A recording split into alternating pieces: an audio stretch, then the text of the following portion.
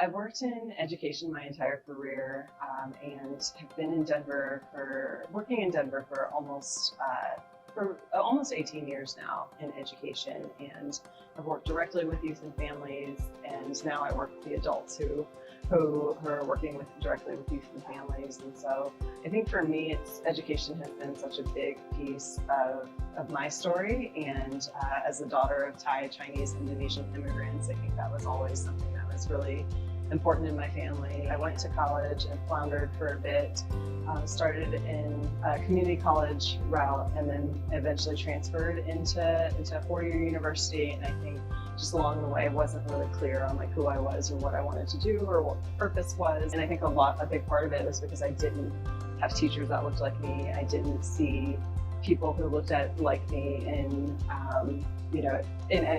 education. To this day, I've never had an Asian American teacher or professor, and so I think for me it was just really important, especially as I think about students who don't have teachers who look like them, who don't really find a lot of their educational experiences relevant to their own identities or who they are. I grew up between the U.S. and then also spent summers in Bangkok, Thailand with my dad when I was younger. I say that I straddled that hyphen a lot of being Asian American, like not Asian enough when I went to Thailand, not American enough while I'm here. And I think there's a lot there to just navigating that. And I think that goes for students from lots of other ethnicities as well. As I've gotten older, I've reflected on it, like, oh, why am I involved in all these things? And I think it's because I had a good model. Like, my dad, he passed away when I was 14, but some of my earliest memories, he was Thai dancing, and even to this day, I still have a lot of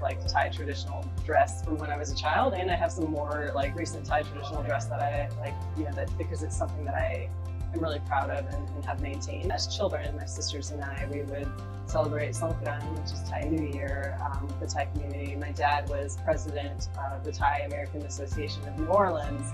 He was also the chair of an organization, I don't even know if it still exists today, but it's called APAS, Asian Pacific American Society.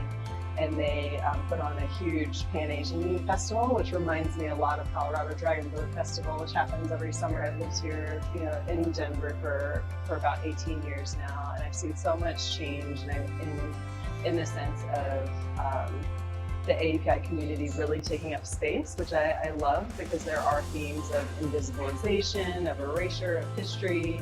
A lot of people don't know that there was a Chinatown here in Denver that was burned to the ground in Denver's first race riot, in the late 1800s. And so I think, and then even the recent passing of the House bill where Lunar New Year became an observed holiday in the state of Colorado, and the work that went into that from some of our local AAPI leaders here has been really powerful. Highly encourage young people to get involved.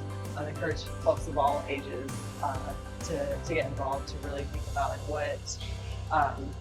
to help us set what our priorities are, what our goals, connect with the community and really listen to the community.